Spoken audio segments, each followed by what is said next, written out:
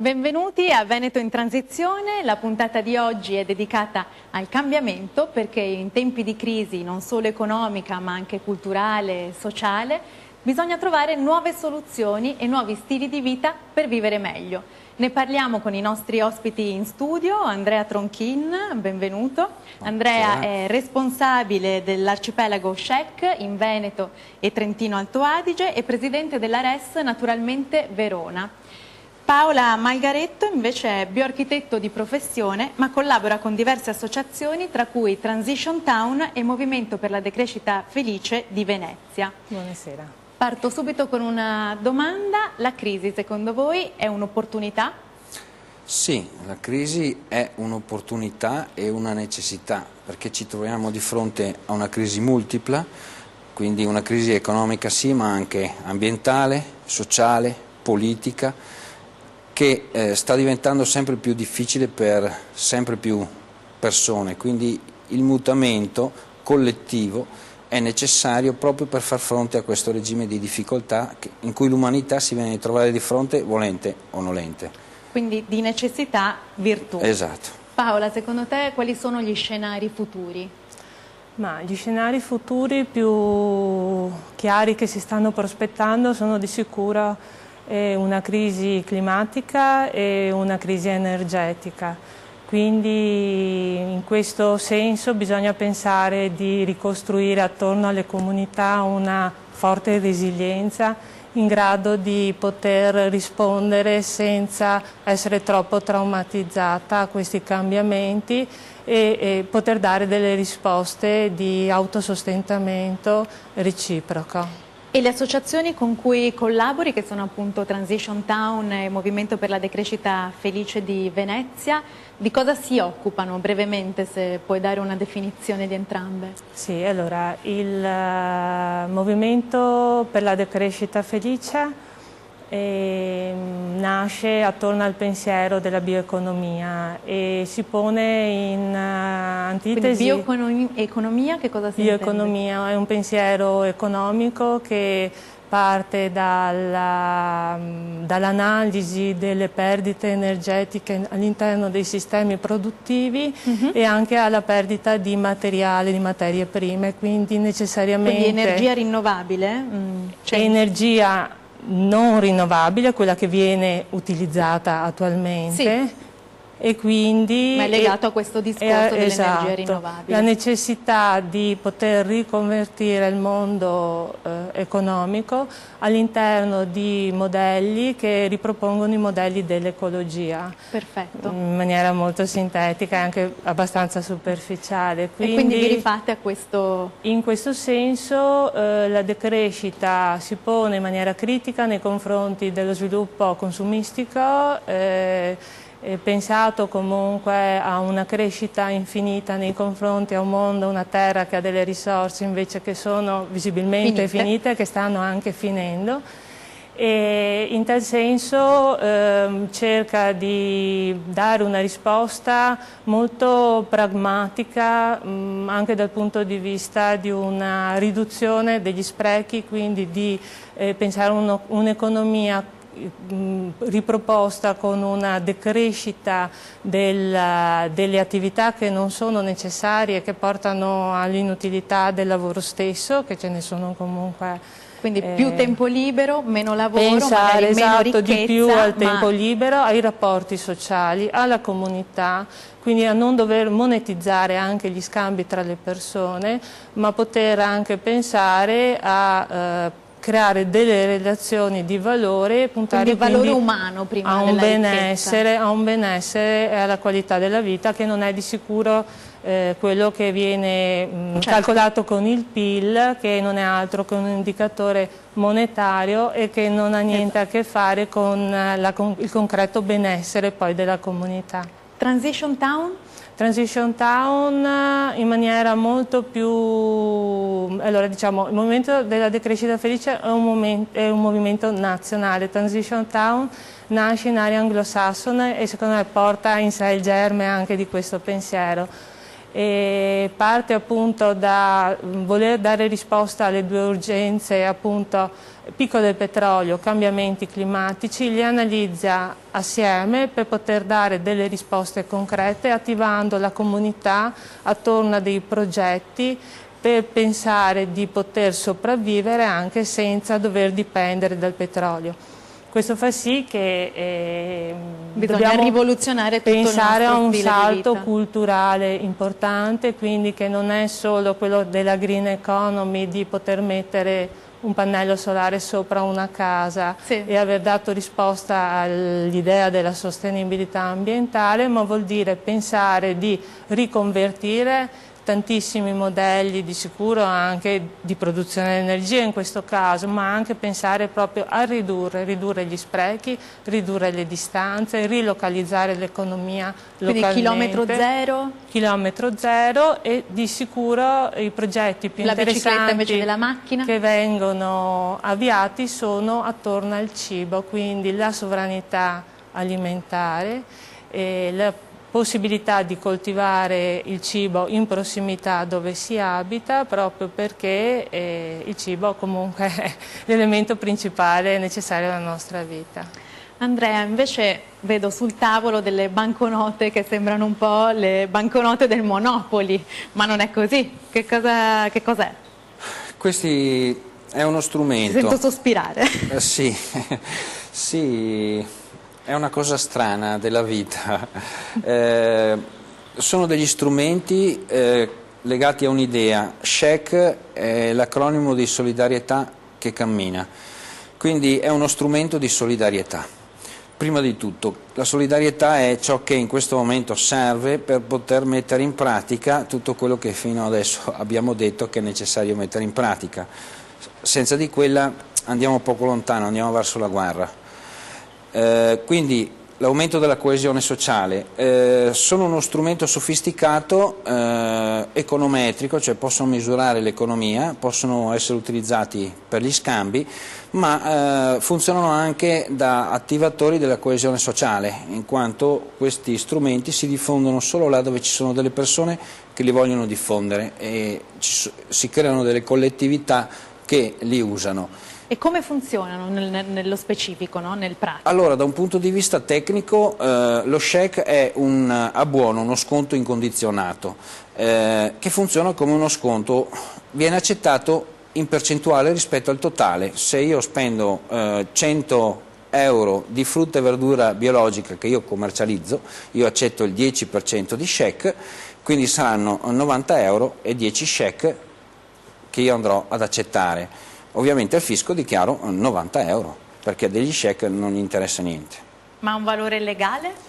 Ma vale 1 a 1 con l'euro, ma è un valore che abbiamo dato noi per facilitare lo scambio, semplicemente. Come sotto l'euro non c'è oro, non c'è niente, è carta inchiostro, anche sotto lo SHEC non c'è niente, è carta inchiostro e vale lo stesso. E se da domani tutti gli italiani iniziassero a utilizzare gli SHEC invece degli euro, che cosa succederebbe? Poniamo che domani 1 milione di italiani utilizzano uno SHEC, sono 1 milione di SHEC spesi, quindi 1 milione di euro risparmiati, ma sono 9 milioni di euro veri agganciati al circuito di accettatori di Arcipelago SHEC, cioè la funzione di trattenere la ricchezza che viene prodotta nel territorio e di mantenerla sul territorio stesso, agganciandoli allo SHEC e al circuito SHEC che si basa su accettatori, aziende locali, comunque di prossimità.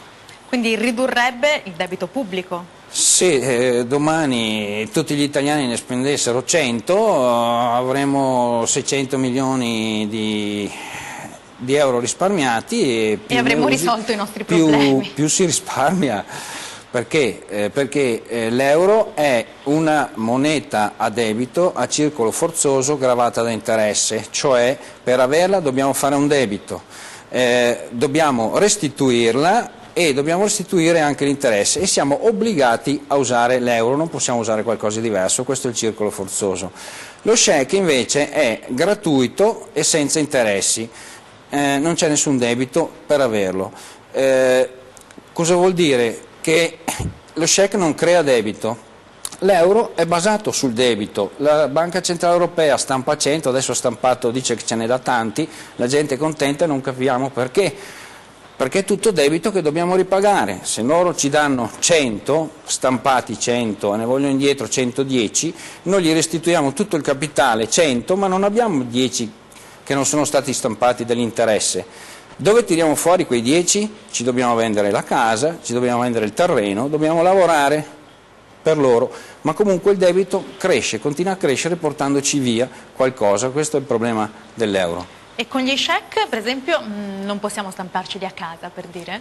Ma se uno si stampa gli check a casa ci risparmia le spese di stampa, perché sono gratuiti e non capiamo perché uno dovrebbe spendere i soldi per stamparseli se non per farci un piacere. Quindi come avviene, diciamo, se una persona da domani vuole aderire al circuito check, come deve fare? C'è il sito, è la cosa più facile da casa, uno va sul computer e si può iscrivere tramite il sito o se no tramite i responsabili. C'è una quota di iscrizione che è libera per gli usufruitori, consumatori, è una quota minima annuale di 10 euro per le aziende e nel momento in cui ci si iscrive viene attivato un conto corrente gratuito che funziona come quello della banca solo che non costa niente e i check elettronici che vengono caricati a tutti nella stessa quantità possono essere convertiti in cartacei, che qui abbiamo la versione cartacea, e possono essere utilizzati. Agganciati allo check c'è una serie di progetti che si collegano a quello che è stato detto prima sulla transizione. Vi interrompo per lanciare la pubblicità, torniamo tra pochissimo.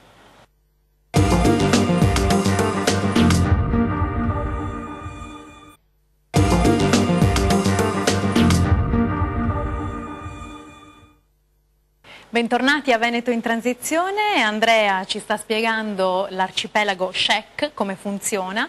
Quante persone ci sono in Veneto che hanno aderito? Allora, qualche migliaio gli aderenti usufruitori, consumatori e circa 200 realtà gli accettatori che sono di tutte le tipologie, da parrucchiera, la pizzeria, il dentista, l'agricoltore, medico. Quindi una volta diciamo che aderisco trovo la lista delle persone che accettano questi check? Sì, sul database del sito dove spendere gli check si mette la regione, si mette la città e viene fuori l'elenco degli accettatori perché il progetto è nazionale. In Veneto qual è la realtà più, diciamo, che utilizza maggiormente questi check? Gli check sono abbastanza diffusi nel Veneto a macchia di leopardo.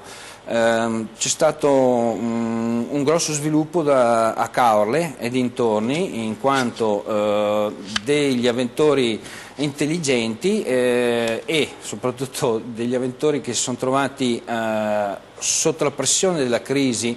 La crisi Caorle è turistica. Hanno cercato delle scappatoie per resistere e hanno trovato gli check. Insieme si sono messi e hanno organizzato il circuito presso Caorle, hanno aderito una quarantina di realtà insieme, hanno coinvolto l'associazione di categoria in questo e questo ha favorito lo sviluppo. Gli check girano, se io devo col mio lavoro guadagno check, se quest'estate voglio andare a Caorle so che là posso spenderli tranquillamente. Ora ci colleghiamo invece con Alessandro Borzaga, che è il fondatore di Passamano, un negozio molto particolare che si trova a Bolzano. Ciao Alessandro, l'economia gratuita, Alessandro sostiene che può essere un motore di sviluppo, come?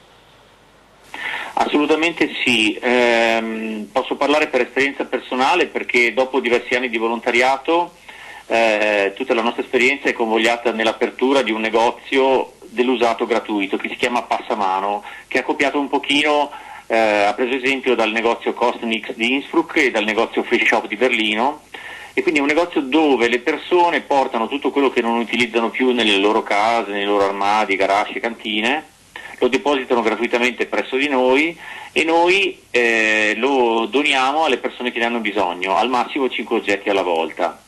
Tutto questo produce una filiera di gratuità che si autoalimenta in pratica io ho messo a disposizione gratuita il negozio che avevo ereditato dai miei genitori. I volontari, che adesso dopo 3 anni sono diventati circa 30, mettono a disposizione gratuita 2-3 ore o 4 ore alla settimana del loro tempo e coprono tutti i turni, perché siamo aperti 5 ore al giorno. I cittadini di Bolzano conferiscono un sacco di oggetti, vestiti, scarpe, abbigliamento sportivo, libri, suppellettili, casalinghi, giocattoli, conferiscono un sacco di cose presso il nostro negozio. Dopodiché i cittadini che ne hanno bisogno vengono e prendono 5 oggetti alla volta gratuitamente, e molti, i più corretti, diciamo i più abbienti, fanno delle bellissime offerte, tant'è che siamo anche in attivo dal punto di vista economico.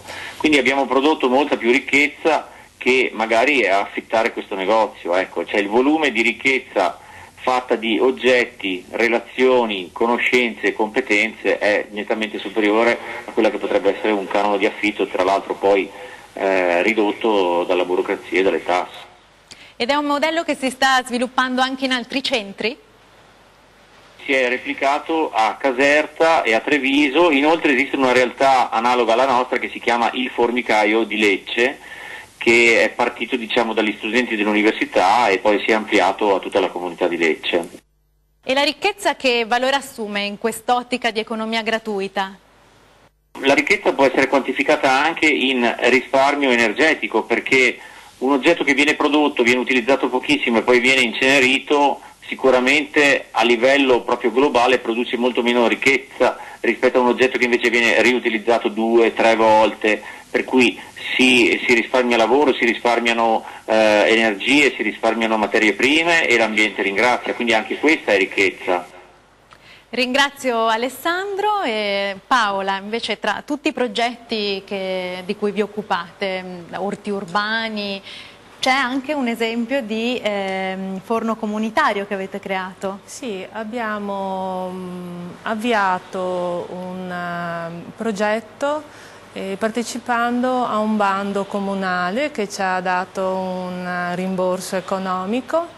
Questo a Mestre? A Mestre, e abbiamo realizzato la scorsa primavera un forno con materiali reperiti nel posto, quindi in terra cruda e paglia. Il forno durante la costruzione è stato anche visitato dalle persone che abitano attorno a quest'area, perché forse non ho detto che il forno è stato realizzato all'interno di un parco pubblico. E poi per tutta l'estate, nonostante sia stata un'estate molto piovosa, il forno è stato coperto dalle persone e andavano a scoprirlo quando c'era il sole, è stato poi acceso un paio di volte al mese, anche forse una volta alla settimana. È stata occasione per fare dei corsi sulla panificazione naturale con la pasta madre e per cuocere il pane, per far feste, cuocere la pizza. Quindi un momento di convivenza, molto importante di convivenza. I bambini che erano con noi durante la costruzione del forno sono molto orgogliosi del loro forno, perché tra l'altro gli abbiamo dato anche una forma particolare che vediamo nelle foto. Nasce in una zona che è conosciuta a Marghera come la Rana, quindi abbiamo dato la forma di questo forno a rana, e i bambini stessi hanno contribuito alla costruzione dei particolari, sempre con la terra e il fango, e sono molto contenti, ci tengono molto e lo proteggono e lo curano. Invece Andrea, quando parliamo di gruppi di acquisto solidale, che cosa si intende? Si intende un mondo particolare dove la solidarietà è l'orizzonte collettivo. Poi, come in ogni famiglia, c'è un po' di tutto, si litiga anche lì. Lo scopo con cui nascono?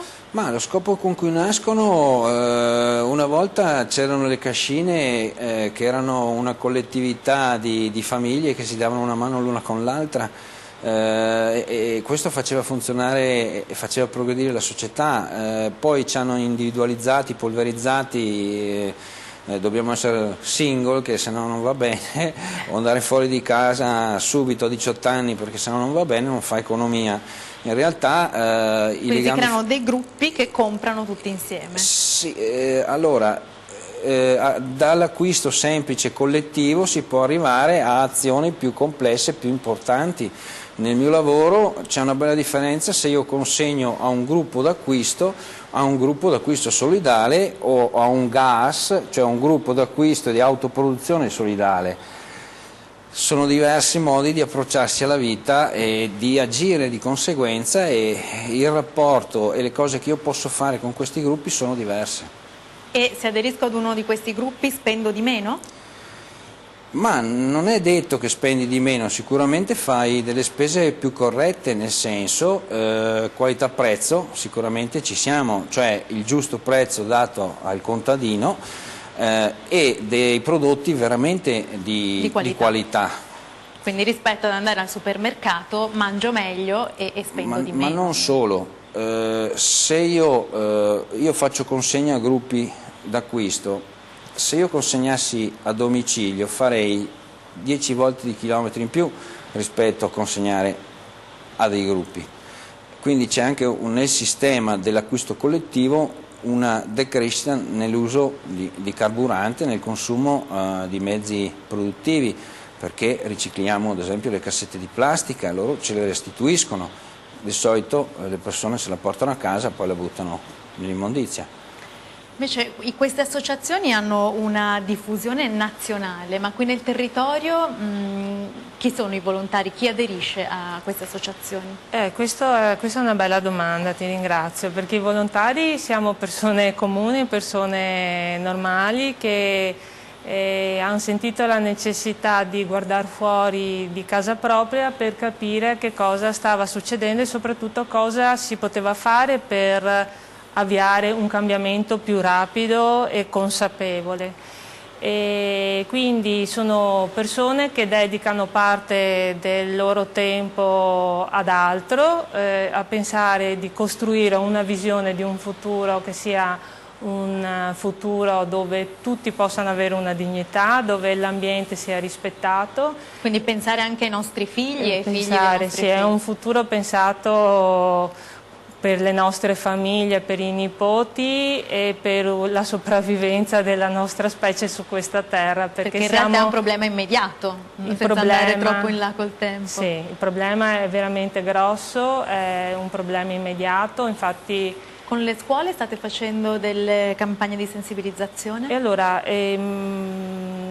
la questione volontaria, ad esempio, il nostro circolo siamo veramente in pochi e anche se ci chiamano nelle scuole noi andiamo volentieri, però facciamo fatica poi a proporci. Infatti il mio appello è quello di chiedere aiuto alle persone che abbiano voglia di mettersi in discussione e di venire a far parte della nostra attività del circolo.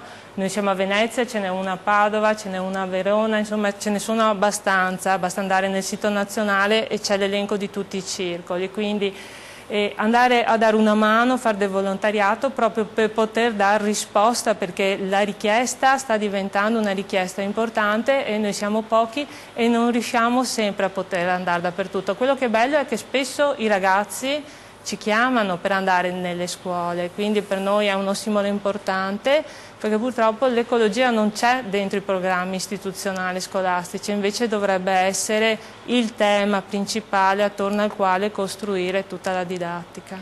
Prima di chiudere ricordiamo ai telespettatori il prossimo incontro di Transition Town.